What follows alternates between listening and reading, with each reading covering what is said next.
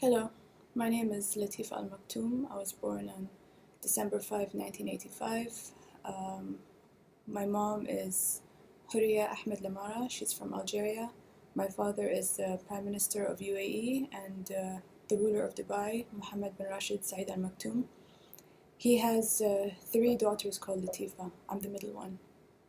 There's one older than me and one younger than me. And he has two daughters called Maryam also.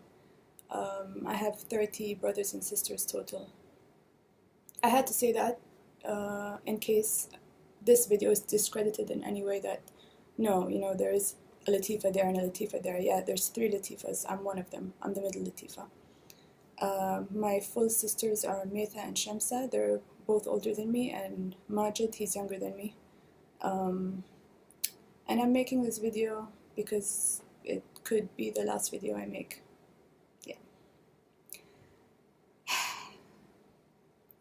Pretty soon I'm going to be leaving somehow, and I'm not so sure of the outcome, but I'm 99% positive it will work. And if it doesn't, then this video can help me, because all my father cares about is his reputation. He will kill people to protect his own reputation. He only cares about himself and his ego. So this video could save my life. And if you are watching this video, it's not such a good thing. Either I'm dead or I'm in a very, very, very bad situation. So where do I begin? In 2000, my sister Shamsa, while she was on holiday in England, she was 18 years old, going on 19, she ran away. And in the 2 months that she was free, we were in contact, and I was still in Dubai with my mom and my other sister, whereas she had traveled with her stepmom and all of them. So while she escaped because she didn't have much freedom in Dubai. She didn't have freedom to do the things that, anybody in a civilized world would take for granted, like driving a car or traveling or, just making choices for your own future. Freedom of choice is not something that, we have. So when you have it, you take it for granted. And if you don't have it, it's very, very special. So yeah, she ran away, and the whole time she was communicating with me. I was 14 years old at that time. And yeah, Shamsa was, I saw her almost as a mother figure. Yeah, she was my big sister. She was like a mother also to me, because she really cared about me. I would speak to her every single day. So yeah, when she left, it was a little bit hard, but I was happy for her, but at the same time I was worried about her.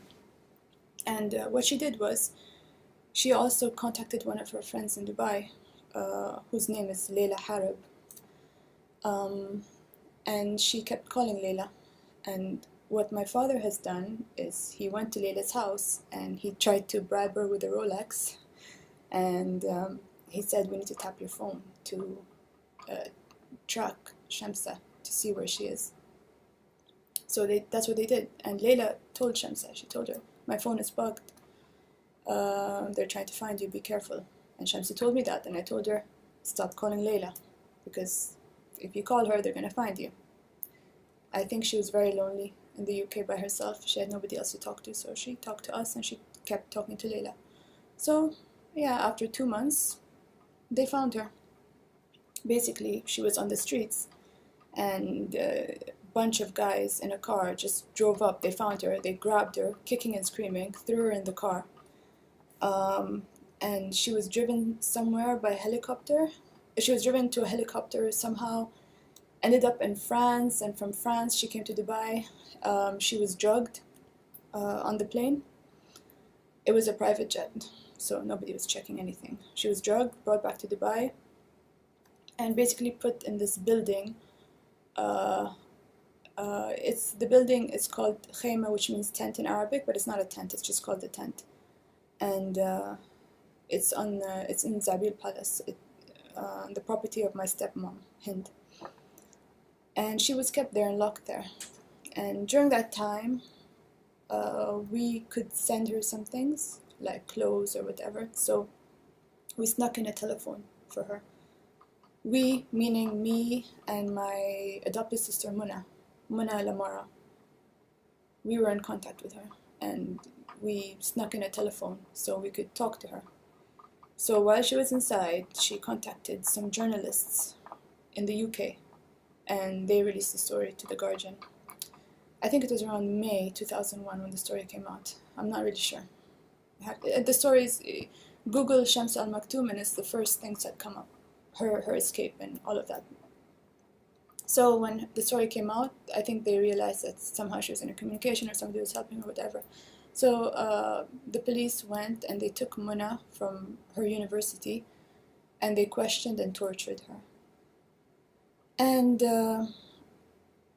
my sister Metha came to my room in the evening the same day and she said, Muna was taken by the police and they're questioning her and beating her up, basically.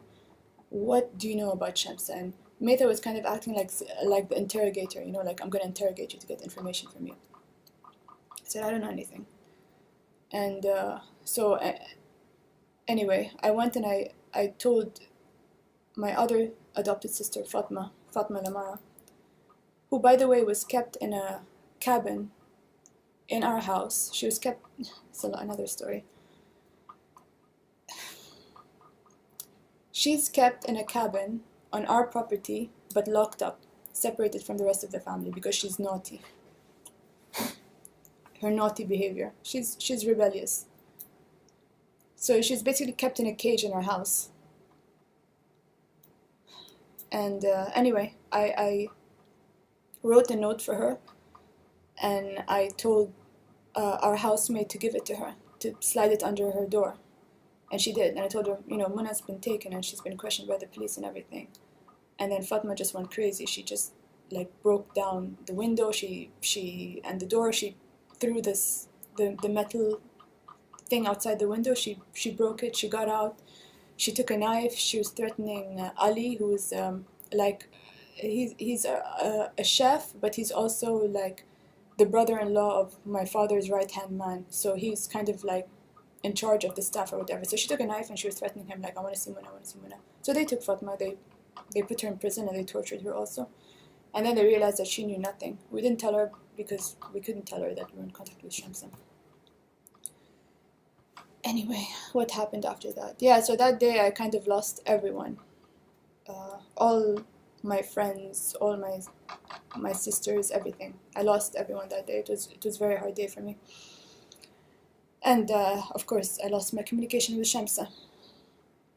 So, approximately a year later, as a 16-year-old, I decided that I'm going to escape. Back then, I didn't have the internet. It was 2002. Internet existed, but I didn't have it. They wouldn't allow me to have internet. I didn't have internet, I didn't have a phone. The only phone I had was given to me by my friend. So it wasn't approved by my family or anything. So I decided I'm gonna escape. I'm gonna leave UAE. I'm gonna find a lawyer in another country. Like, I'm gonna go to Oman. I'm gonna just go there and I'm gonna find a lawyer or something, and I'm gonna help Shamsa. And the worst case scenario, if they catch me, they're gonna put me with her. I'm gonna be in prison with her, so at least I can see her and I'm happy, and she knows that she has somebody with her and she's not gonna do anything crazy. She's not gonna hurt herself. She has her sister with her, so she's not gonna do anything, you know? So I was thinking either I get her help or I get put in prison with her. So in 2002 I escaped. And they caught me at the border. And yeah, like, I was very, very naive. I thought you could just go. I thought you can just, there's like a border and then there's like sand or what. I didn't realize what the border looks like. I've never been to a border in my life. I didn't have the internet to research it. I didn't have anyone to talk to give me advice. I was totally by myself. I had no one. Nobody even knew what, like, I mean, my friends around me in school, like, they didn't know what I was going through. I couldn't talk to anybody about it. So, yeah. And I wasn't allowed out. I wasn't allowed to go outside. Like, I was going to school. I would sometimes go to the family's stables to horse ride. And apart from that, I didn't do anything else. and then I went home. So I didn't have, I didn't know anything. So yeah, they caught me at the border basically, and then they found out who I was. They brought me back to Dubai, and my father's right-hand man put me in prison under my father's orders, and then his all his CID guys, they yeah, they put me in prison and they tortured me. Um, Basically, one guy was holding me while the other guy was beating me, and they did that repeatedly. I think the first time they tortured me, I didn't feel any pain because I was in so much shock. I didn't. It was like somebody was hitting me through a pillow or something. I could see what they were doing, but I was like, are they just destroying my body? What's going on? I didn't even. The pain didn't register because I think I was in so much shock, and it was a long day with little sleep, and I just the pain didn't. I didn't feel the pain, and it was like a half-hour torture session. And then the next times I was tortured, it was for 5 hours.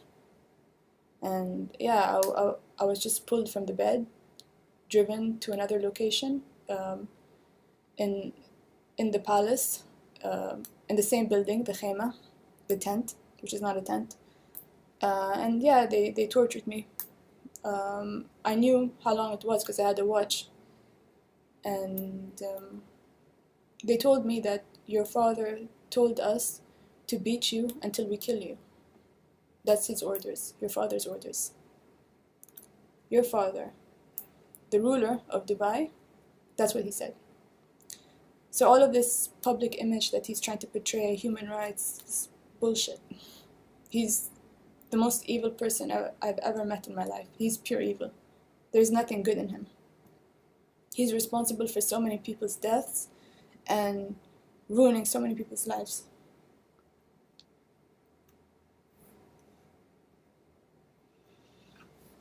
He doesn't care about anyone. He only cares about his image, his reputation, and he will gladly kill somebody. But he doesn't do it himself. He he doesn't do the dirty work himself. He'll just get other people to do it. He doesn't care. After my uncle died, he killed one of his wives. He killed her. Everyone knows about it. The Moroccan one. Because she was too, her behavior was too outrageous. She was too, I think she just talked too much and he felt threatened by her, so he just killed her. Of course, he couldn't do that when my uncle was alive, but he could do that after my uncle died. Everybody knows what kind of person he is. So in total, I was in prison for 3 years and 4 months. I went in June 2002, and I came out October 2005. I don't know, I'll do the math. But in 2003, for a week, I came out of prison. They put me back home. Home. It's not home. It's my house. My mom's house. They put me back there for a week. And it was surreal. When I went home to see my mom, I expected some sympathy, maybe, since prison was not a normal prison experience. It was constant torture, constant torture. Even when they weren't physically beating me up, they would torture me. They would switch off all the lights. I was in solitary confinement by myself, totally. And there's no windows, there's no lights. So when they switched off the light, it was pitch black. They could switch it off for days. So I didn't know when one day ended and the next began. And then they would make sounds to harass me, and then they would come in the middle of the night, pull me out of bed to beat me, and it wasn't a normal prison experience by any means. It was just torture, and they didn't give me anything. I didn't have a change of clothes, so I wore the same clothes, and I would try to stay as clean as possible. But after the torture sessions, I couldn't even walk, so I would crawl to the bathroom to get water, to open a tap to get some water. I would just crawl on my hands and knees. There was no medical help at all. They didn't care. They wanted me dead anyway. And Yeah, so I didn't have anything. I had a thin mattress that had holes in it and had stains of blood and shit, and it was disgusting. It smelled so bad. I had a thin blanket, also, it was so disgusting. And I had the clothes I was wearing. And then I think in the last few months, they gave me a toothbrush, just one toothbrush, you know? So I didn't, I didn't, it was so hard to stay clean. And towards the end, they gave me some clothes wash, like Tide, you know, the clothes washing powder. So I would use that clothes washing powder on my skin to try to stay clean, you know? It was really disgusting. So yeah, so after that experience, I went to the house for 1 week, and it was from that to a house with soap and clothes and this and that. It was like a shock to me. So I would shower like 5 times a day because I could. There was warm water. There was soap. There was a towel. There was clothes. I couldn't believe it. There was toothbrush. There was food, like proper food, not food in like little container, meat and rice, meat and rice. It wasn't like these little container boxes, you know. It was food. Like I can eat fresh food. Um, I was very, very anemic when I came out. I had lost so much weight. All of my clothes were hanging off me, and I couldn't. I needed to get new clothes. Um, and everything was just a shock to me. So I remember it's very weird, but I remember when I came out of prison for the first time, even in the car. I remember the car felt like it was going so fast because I had not moved for 1 year and 1 month. So the car felt like I was in a roller coaster. I was like, wow, this is just going so fast. And then when I went home, having all these people talking normally to me, like normal after what I've been through, I don't know what normal is anymore, you know, like nothing is normal. Every time, I mean, even now, if I hear a noise, I just wake up. And I remember for a few years after I came out of prison, whenever I could hear a noise outside the door, I would just jump up out of bed, you know, I would just jump. I wouldn't, and I would stand on my feet because I'm ready, you know, I'm ready for anything. Yeah. So yeah, that wasn't a good time. So after a week of being at the house back with my mom, my sister, and she didn't show me compassion at all. Actually, what she said to me was, "You think your prison experience was bad? There's others that's so much more worse than that." And when that happened, I felt really, really disappointed and sad. I really expected some compassion from her, like any kind of mother, but there was no compassion. I also didn't get any compassion from my sister, Metha. She didn't. But it's okay, you know. They could have helped me if they wanted to, but they didn't. But at the same time, they didn't put me inside. But they could have helped me. They could have visited me if they wanted to. They could have fought for me a little bit more. They could have had some compassion, but they kind of looked at me like, oh, you did this to yourself. No, I didn't. I didn't tell Shamsa to run away from England. I didn't tell her to keep calling Layla. I didn't tell her to get caught. I didn't do this to myself. My only thing was I was trying to defend my sister and trying to help her, and that's what happened to me. So back to me being in the house. So I only stayed in the house for 1 week because after 1 week I had somewhat of a breakdown. I don't remember how exactly the fight started, but I just kept screaming that I wanted to go see Shamsa, and I couldn't stop screaming. It was like I can't explain it. I literally just kept screaming and screaming that I want to see Shamsa, I want to see Shamsa, I want to see Shamsa, and I ended up like I was physically trying to fight people, so they were holding me. And I don't remember who they called. They called the police, but at some point there was some men holding me again. And then there was a doctor. I saw a doctor, and she injected me. And then they took me either in a car or in an ambulance. I don't remember. I think it was a car because I was just screaming. I couldn't remember. They tried to tranquilize me. It didn't work the first time. They put me in the hospital. I remember them sticking things on me, tranquilizing me again. And then I just remember flashes of like being in the hospital bed and waking up and seeing people trying to feed me, and then like waking up in the bathroom, and then waking up like I lost some time. Then I lost a few days. I had no voice because I lost all my voice from all the screaming. So yeah, and then it took me a while to, I don't know how much they tranquilized me or what they gave me, but I lost some days. And then yeah, then I spent 1 week in the hospital,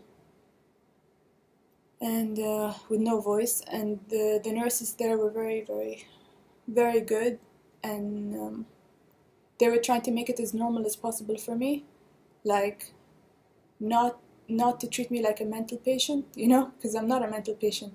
I told them what I went through, you know, with my very weak whisper. I could talk to them and tell them like what happened to me, and they were really good, and they tried to make me feel normal. And anyway, so after 1 week in the house and then 1 week in the hospital, they put me back in prison again. So in total, I spent 3 years and 4 months in prison. And I didn't know how long I'd be in there for. They just told me, you know, your father said, we'll beat you until we kill you, and that's it. And yeah, they didn't manage to kill me. They wanted to, but they didn't manage to. So when I got out, the second time when I got out of prison, of course, I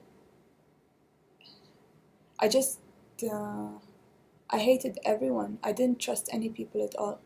Like for me, all people were bad. All people were not to be trusted. All people, they were just against you, you know? Like that's how I felt. So I spent a lot of time with animals.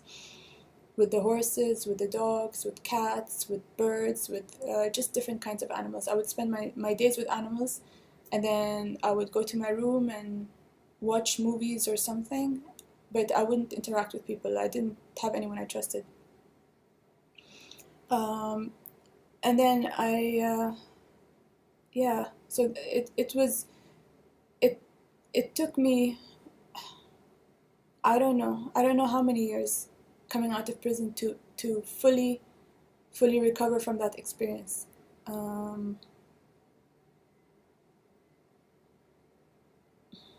don't know. I don't know when I started to be more normal. I don't know if I'm normal now.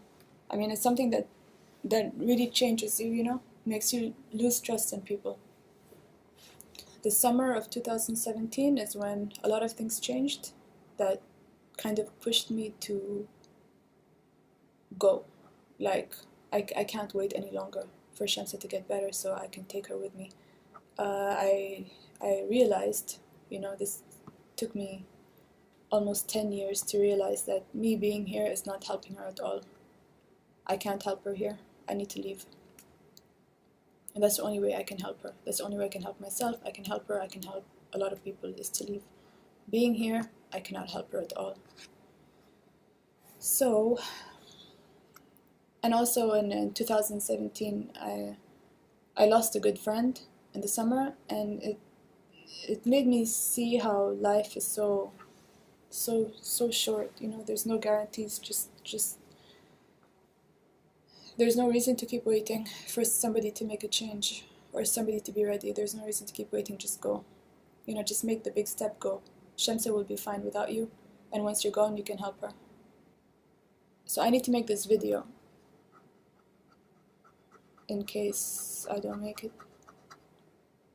It's not gonna be in vain.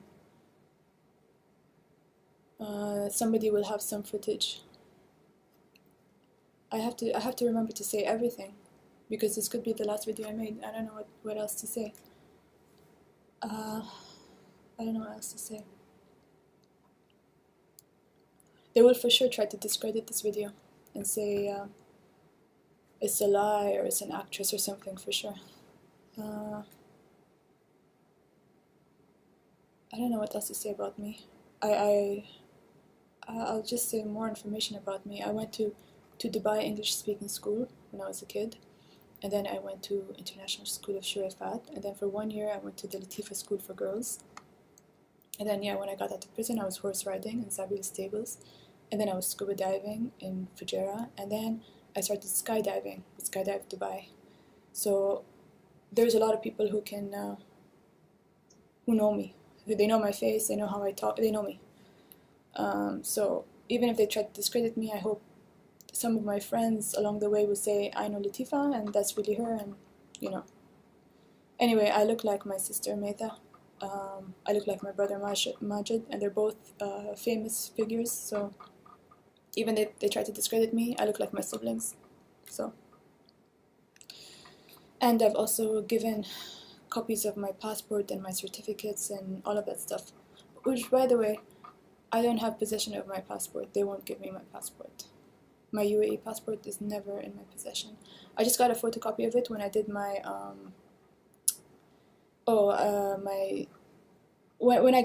when I did my GCSE exams. After I left prison, I did some exams and they required a passport copy, so I took a picture of my passport then.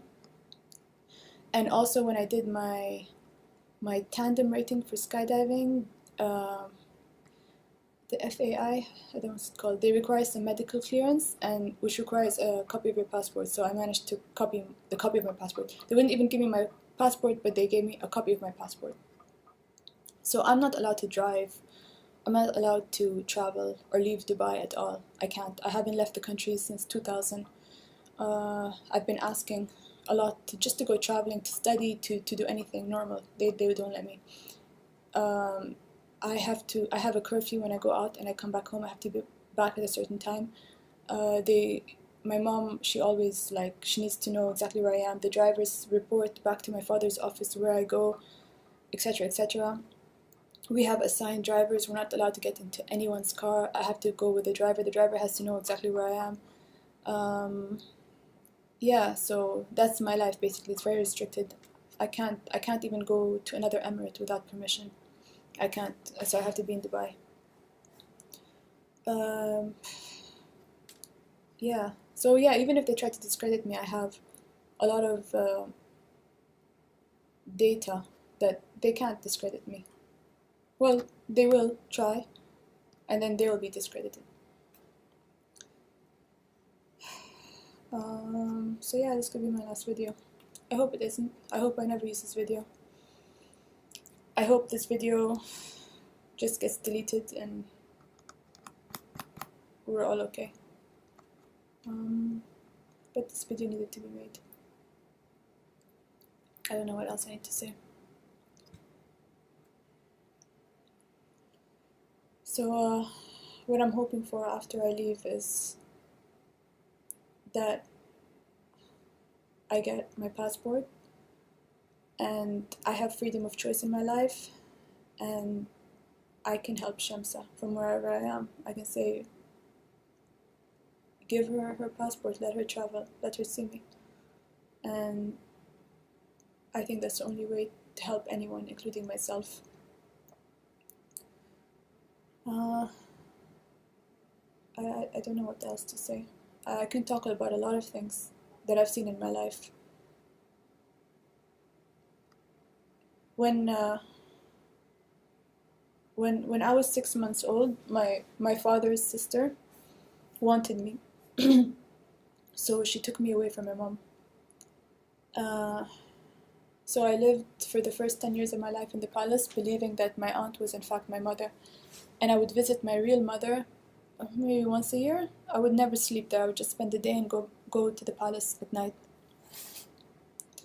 And when my younger brother was 3 months old, my mom also gave him, well, that one was more voluntary because she didn't want me to be alone, so she gave my brother to me so that we're both together. So yeah, for the first 10 years of my life I was living a lie. Then I discovered who I was, and then I went to live with my mom, and I was fighting to go live with my mom. And Shamsa was fighting for us to go live with her. So I always saw Shamsa as this person who rescued me. So I was trying really hard to rescue her. But so far I haven't been successful. I don't know what else they'll probably do.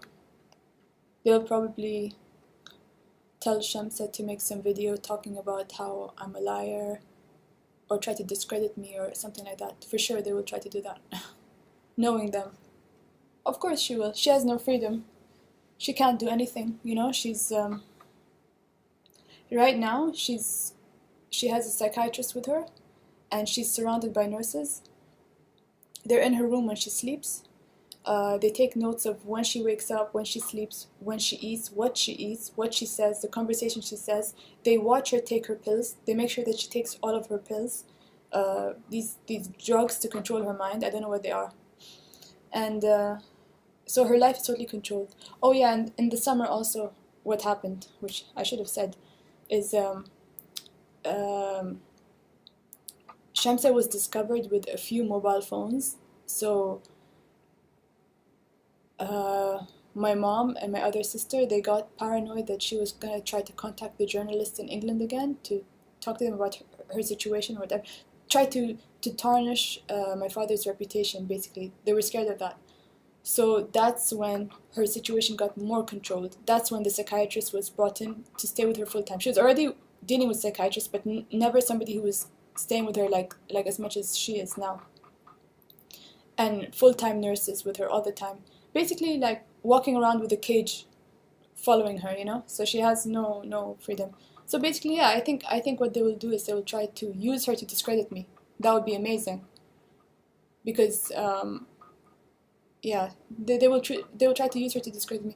They will never be able to get me to discredit myself because you know they're not gonna take me back alive. So that's not gonna happen. I don't know what else to say. I mean, this has been like a crazy, almost 2 decades already since 2000 it started. We're in 2018 now. It's been really crazy. A lot of people, a lot of people's lives have been hurt. A lot of people tortured. A lot of people lost their lives. A lot of things happened. You know, he covers up a lot of murders. He doesn't care. My father. He's the worst criminal you can ever imagine in your life. And he has this image of so modern and all this bullshit. I have 30 brothers and sisters. He only puts the pictures and he has this public image like he's a family man. That's all bullshit. He doesn't. It's just PR. He has a son in Lebanon that he never sees. He met him maybe once or twice and he gave him a handshake, you know, when his son came to Dubai. He's neglected and so many of his kids. He's not a father. He's really disgusting. Really disgusting human being. Um,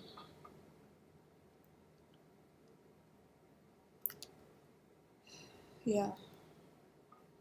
The way he lives his life and the way he treats other people is not what's being portrayed by the media, his media.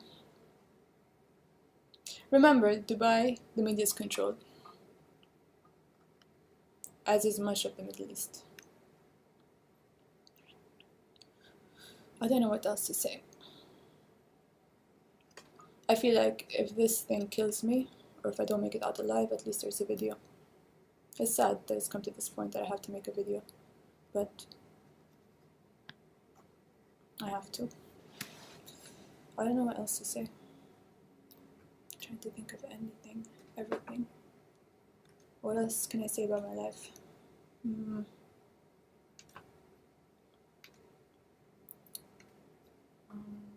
know what else to say.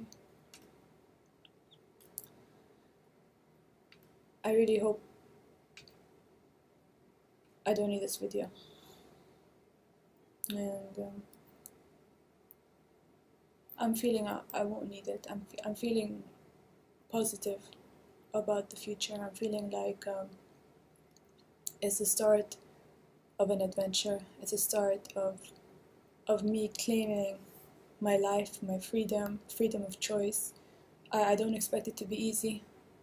Nothing's easy, but I expect it to be the start of a new chapter in my life, and one where I have some voice, where I don't have to be silenced, and I can talk about myself, I can talk about Shamsa, I can talk about what happened with us, Um, yeah, I'm really looking forward to that. Yeah, I don't know. I don't know how I'll feel just waking up in the morning and thinking, I can do whatever I want today. I can go wherever I want. I have all the choices in the world like anyone does. That'll be such a new, different feeling. That'll be amazing. I'm really looking forward to that. There's only so much you can do when you're trapped in a country and trapped by all these restrictions. There's only so much a human being can do. I'm looking forward to that, and I'm looking forward to Shamsa having a better life. I'm looking forward to a lot of things. Um, yeah, I really feel like this is a start of just a new chapter in my life. I have no reason to stay in Dubai at all. I have no reason to come back here. I have people I love, but they can come see me. You know, the people in my family who I care about, my friends, they can come see me wherever I am. And that's also hard because I don't know where I'm gonna be after this. I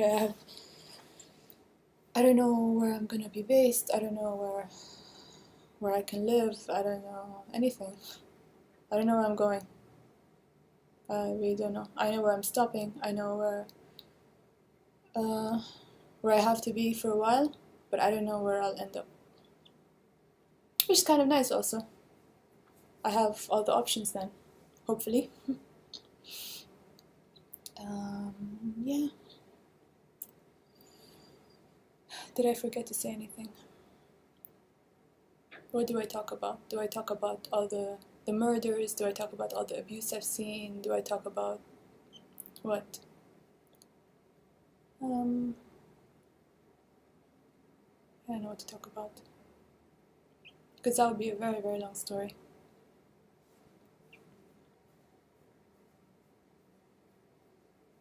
I don't know. I shouldn't I?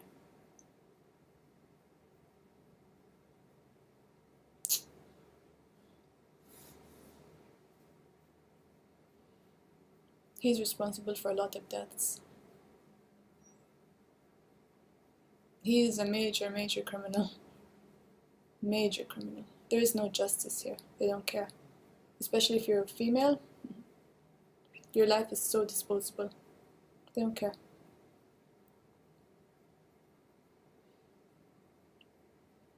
He's even burned down houses to hide the evidence. He's burned down houses. He's crazy.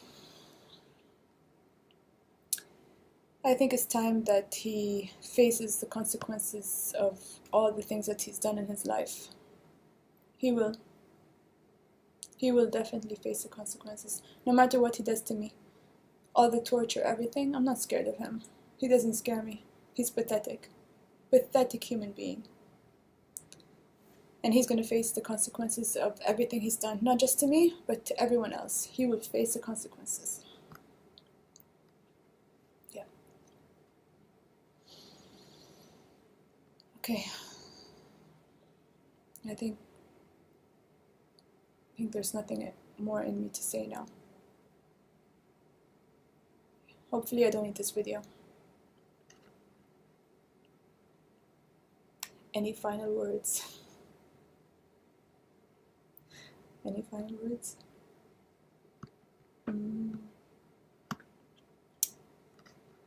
Thank you to all my friends and to the people who really care about me, and to the family members who do care about me. You know who you are. Not all of you care about me, but some of you do. Thank you to those people. And if I don't make it out, I really hope that some positive change will happen from all of this.